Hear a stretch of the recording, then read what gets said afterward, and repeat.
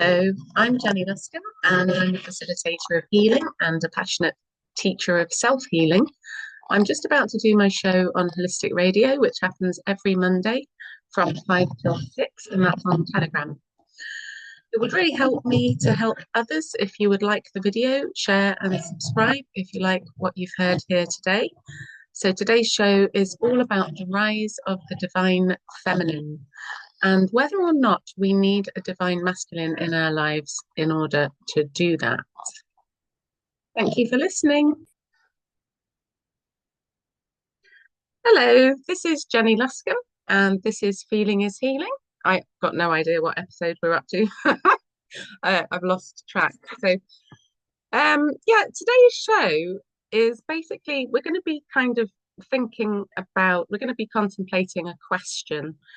Can a divine feminine rise without a divine masculine? So it's something that I've been sort of picking up on. It's a question that seems to be out there, not just for spiritual women, but spiritual men as well. So this is a message for spiritual women without a spiritual man, but obviously it goes both ways.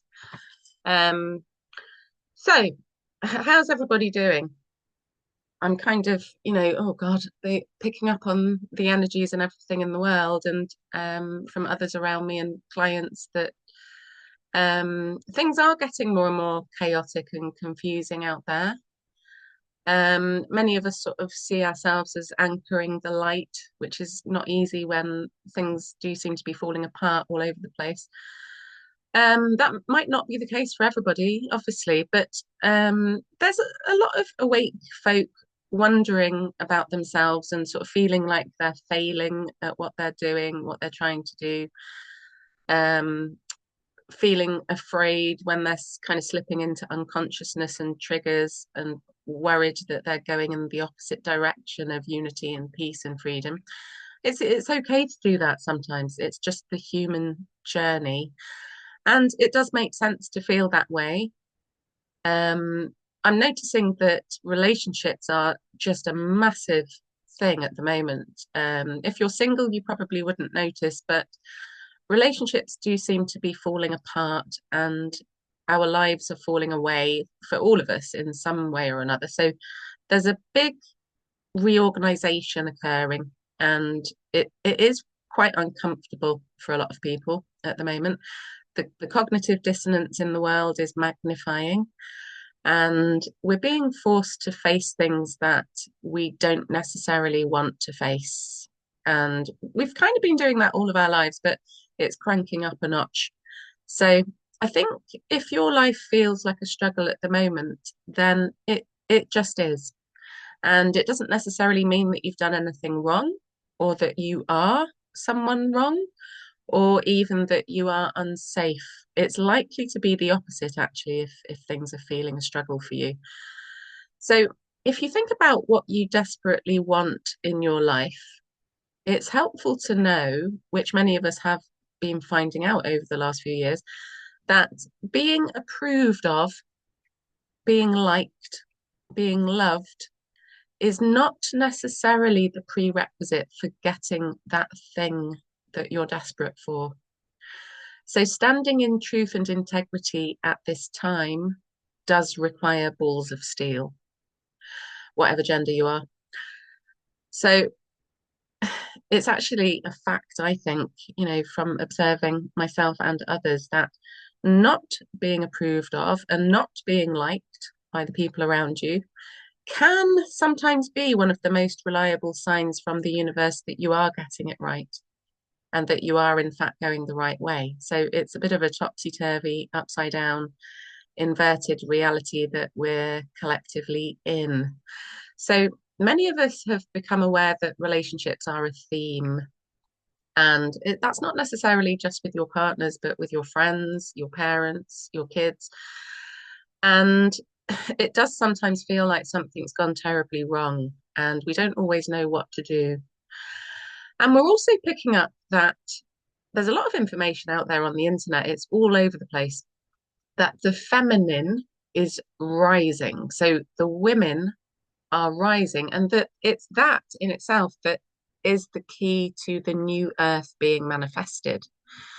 So this feels scary for a lot of women, and it's a huge responsibility, and it's quite difficult to understand. Nobody taught us this in school, and many women are seriously lacking the support necessary to fully embody who they are. So if you think about Gaia herself, if you think about the earth as being the feminine, and you think about the sun being the masculine, and then consider the microcosm and the macrocosm from the Hermetic principles, us women are feeling the transition of the earth more than anything. And men are actually feeling the intensity of the solar flares. So if you look at it that way, it's no wonder that we're all feeling disorientated and uprooted. So the earth isn't actually breaking, she's healing and she's integrating. She's integrating herself back to her original state before the fragmentation happened, before we messed it up for her. And the women are mirroring that. So we are in the process of unifying our fragmented consciousness. And that's exactly what's happening to the earth. So this show is all about what the men can do for us and how it will help us all rise together. So at this present time in history, we are actually all on our way to rising together. And there have been a lot of gender wars. And a lot of people think that the patriarchy, having had power over women for so long, means that men have been the ones in power and the women have been the ones without power. But I don't think that's actually correct. I don't think that men have ever really been in their true power because they didn't know what that was. And neither have women because they didn't know what that was. So for a man to be in the activation of his true power, in his divine masculine energy, he would be expressing the following qualities of growth and transformation, intellect and material abundance, generosity and encouragement, clarity and fatherhood, the energy of the sun, focus and responsibility, strength and movement, action and direction. So it's the embodiment of these aspects that is going to support the creation and the birth of the new ways of earth, which is being created by the divine feminine. So the men are the solar flares that are having this profound effect on the earth. And as humans, we're kind of being called on a subconscious level to do that, to mirror that. And we're feeling discombobulated because that's happening whether we like it or not. So probably most people on the planet feel that the feminist movement was mainly a good thing and that it's led to the rise of women reaching their potential. So this is only partly true. I mean, yes, us women got the right to vote, and theoretically, we're no longer regarded as property, but we still have a long way to go. So the dark side of feminism is that women have become chronically independent, trying to do everything themselves, trying to have the career, trying to have the kids. A lot of women are finding that doesn't work. It just doesn't. You can't do that without burnout, really. So women, as a result of feminism, have become quite defensive because of unsafety. They've become defensive and kind of brutish as a result of what was done to them by the ages of the patriarchy. And many have actually become full of hatred for men, fighting men, cancelling men, wishing men out of existence. So it's obvious that this is not true power. So just as much as the patriarchy wasn't true power. So there are a lot of men walking around on the planet at the moment, and I know this because of sessions that I do with men. I work with a lot of veterans and I have a lot of male clients.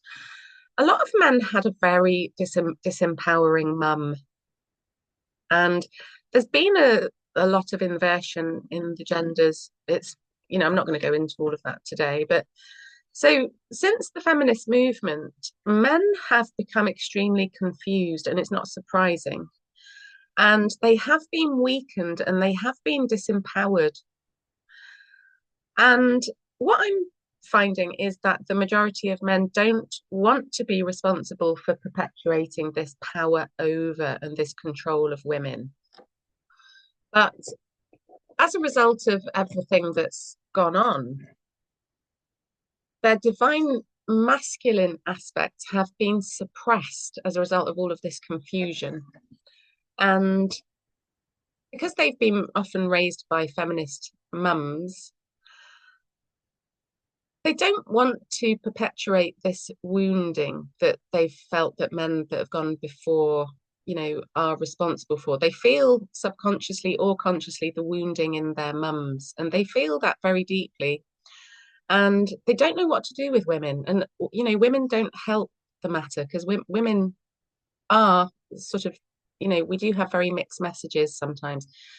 So when a woman is in her activation of her true power, in her divine feminine aspects, she is nurturing and love, compassion and understanding, wisdom and insight, intuition and sensuality, harmony and connection, forgiveness and healing, the energy of the moon, openness and motherhood, receptivity, life, restoration and creation, birth and renewal.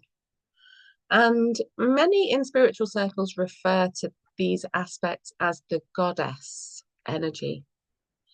So in order for this to all work and for us to all rise together without dysfunction, to evolve and for the evolution of the sexes to take place, women need safety. Women need to feel safe, and that's the bottom line. So men need to learn this about women. And because men are not in a woman's body in this life, they don't really have much of an idea on how unsafe women feel.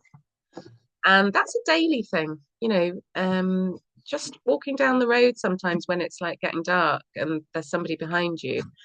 That level of fear is not felt in a man. So men must learn that women need from them the creation of a safe space where their well-being can flourish and where they feel encouraged and cared for and protected, and where they no longer feel alone, fending for themselves, where they come out of the unprotected vibration of needing to be in self-defense. So many call this solution-focused provision that men can provide containment. So containment creates for women a sense of ease and grace and security, and it enables a softening and an expansion and a receptivity. So this is how relationships can work. And it's an antidote to the women's reaction to unsafety and kind of that brutishness, that criticism of the male and so on. So containment is not in any way related to control and jealousy. It's actually the opposite. So it's the lack of containment in all of our lives that has caused us to fight each other and for relationships to be as messy as they've become. So I always recommend the spiritual teacher Teal Swan, and she is, in my opinion, the go-to person to speak about this topic and the highest potential qualities of both genders. But it's also important to say here that whether we're male or female, we have both an inner masculine and an inner feminine.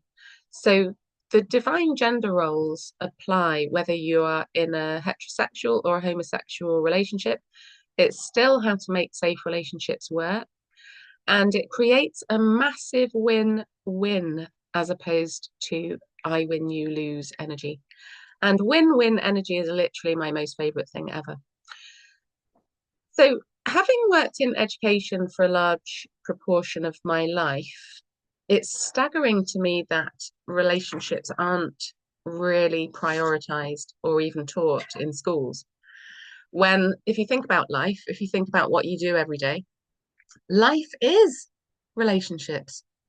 So the coherence of the divine masculine and the divine feminine qualities in relationships applies to all our relationships, whether this is with the bloke down the shop or obviously your partner, your kids, your boss, your parents, your friends, and so on.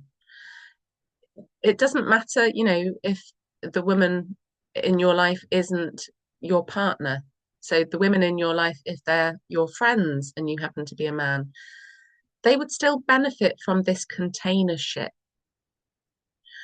And it just works. It's just how we would all fit together in harmony. And I'm very interested in harmony and unity consciousness.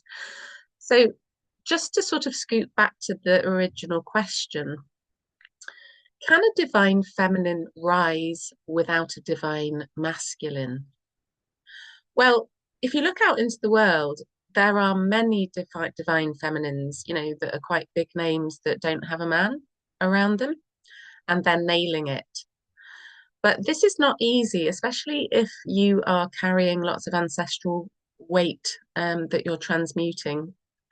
So this is where many of us are at as a result of relationships falling apart, and many males and females are going back to the drawing board because relationships don't seem to be working. So if we acknowledge the law of attraction and also the notions of being the change that we want to see in the world, and the notion of we attract into our lives what we are, whether that's consciously or subconsciously, then as divine feminines who wish to attract a divine masculine, we need to look again at that list of divine masculine qualities from before that I read out earlier, that we are actually looking for in a partner, and then decide consciously to be more of that. Because if we're being more of that, we have to attract more of that because we attract what we are. And the universe would respond very quickly to that change of frequency if you weren't already doing that. So, for example, if you wanted to attract a man that was of a divine masculine ilk because you were fed up with toxic masculines, then it would be a good idea to look at those qualities and then to embody them. So to become more focused, to become more action oriented, to instigate more movement and responsibility and direction and growth and so on and so on in as many ways as you can. So putting forth this energy out into the universe can only lead to more experiences of divine masculine containment coming in your direction. So that doesn't necessarily have to look like a man coming in, on a big white horse. It might mean that you manifest more material abundance, which is a divine masculine quality. And so equally for the men, to attract the divine feminine that you are looking for, you can decide consciously to be more of those qualities in your lives. So, for example, to choose to be more of the feminine openness. So, to consciously go towards finding ways that you could be more open, more understanding, more harmonious, more forgiving, more receptive, more nurturing, and so on. And I think that this will get us everywhere.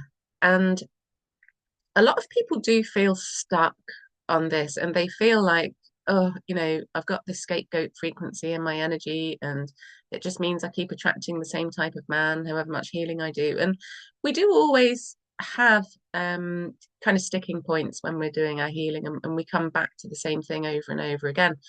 But it's never actually the same thing. It sometimes feels like the same thing, but it will be a different aspect of that same familiar thing. So I think that being the experience that you want to attract, as frustrating as it is sometimes, is how to manifest that experience itself.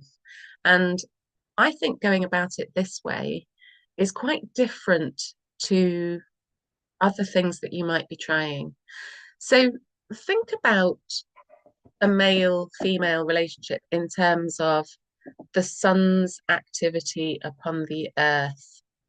Men must learn to be the sun for women, and women must learn to be the earth for men. And I totally love looking at it this way. And looking at it this way has helped me to understand that sometimes what I'm going through when I have a bit of a bumpy time with relationships, that it is like a very archetypal experience that we're all having. Like when we get lost in the 3D and we're struggling, and it's okay to do that, we sometimes blame ourselves and we make ourselves the bad guy. Why haven't I got it right yet? And why do I keep failing? And we're really doing a lot of work here for humanity and for the earth and for the universe and for the multiverse.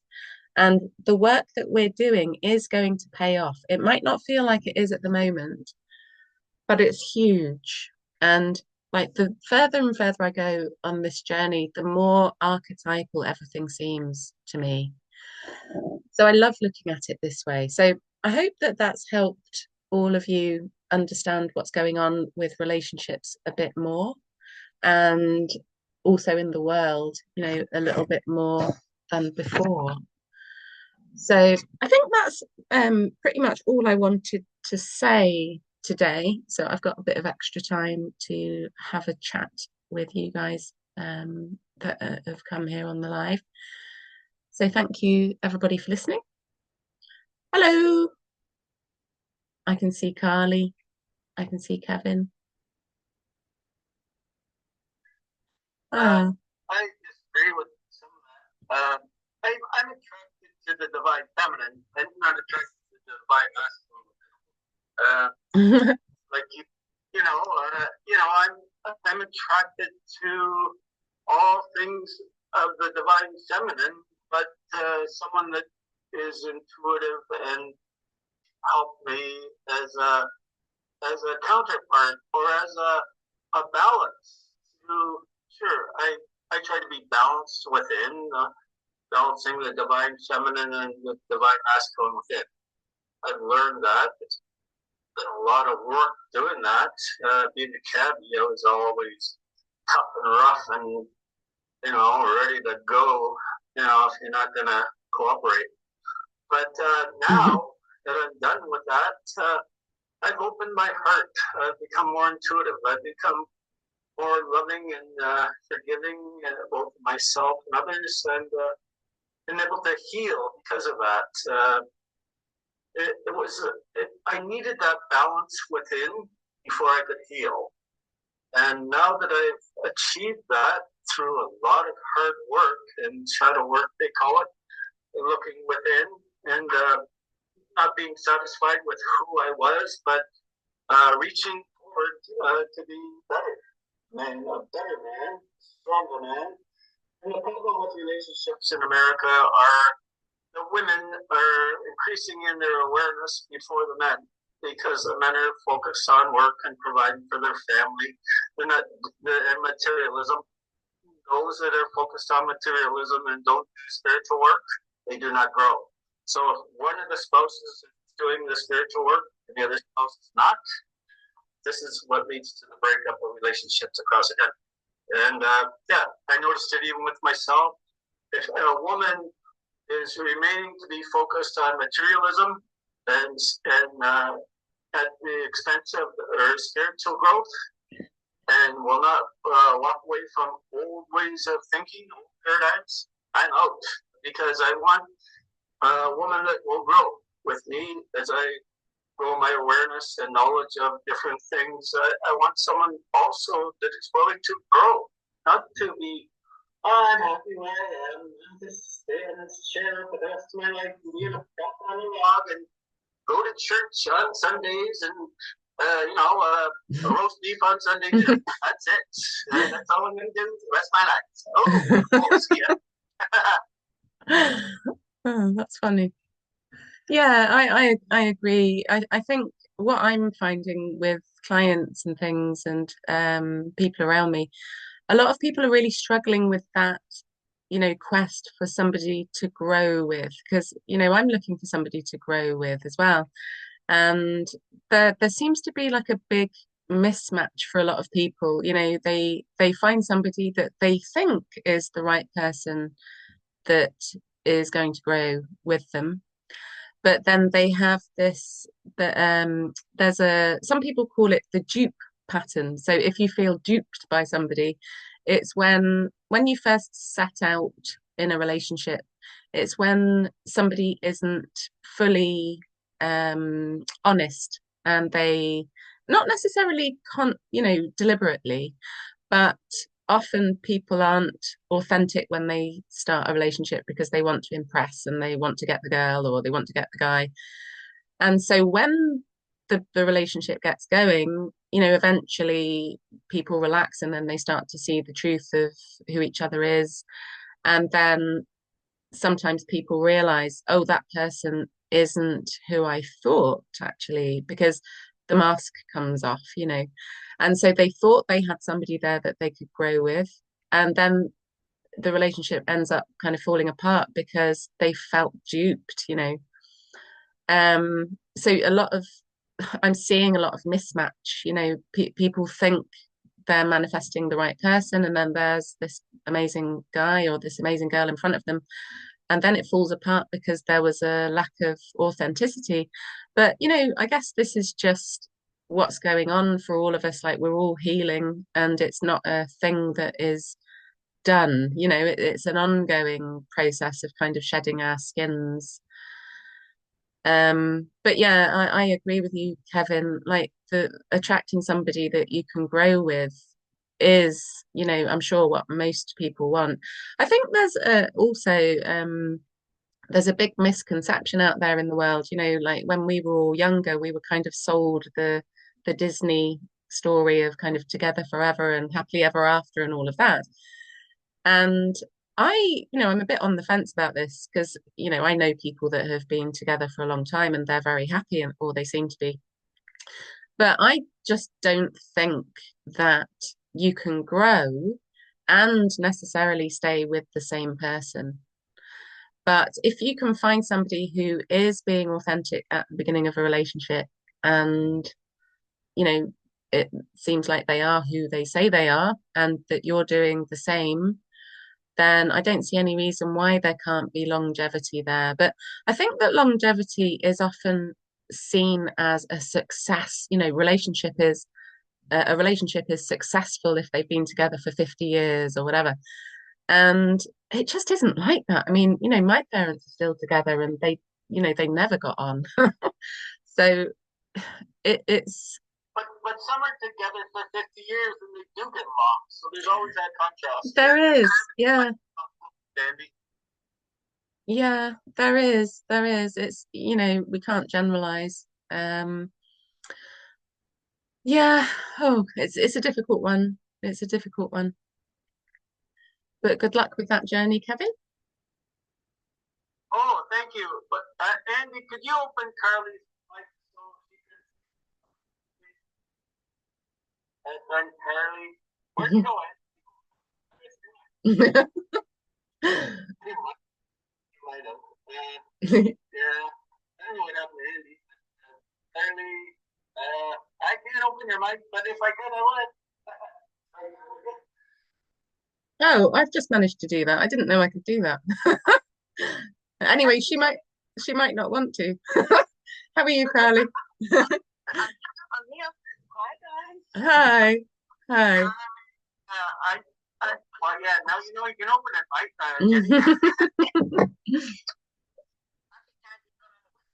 I think he has too. I came in really late, so got the talent. But we're back to the show, Jenny. Oh, you're welcome. Right. And again, we'll listen again because I'd like to work with these things for a little while. Yeah, thank you. Oh, that's brilliant, Carly. It makes me happy that you're making use of it all and finding it helpful. Yeah. It's lovely. Yeah. Lovely to hear you. It's lovely to hear you. Yeah, I missed you. I missed everybody when I was away for a few weeks. I had quite a few things clashing with my Mondays, and I went away to a festival as well, which was brilliant, but the weather was absolute shocker. It was like the tents were kind of like horizontal and flattened by the wind and the rain. It was just, oh. But yeah, the music was good. Style. You still went, you still got there, you still done it all. So happy, yeah. So how are you doing, Carly? Yeah, still slow and steady, day by day, not quite moment by moment, although that still does teeter into that at times. So it's a bright day, so that kind of helps a little bit, I think, with the feelings and the outward look. Yeah. Yeah, small steps and smiling and feeling, honouring what is there, Jenny, to feel. Yeah.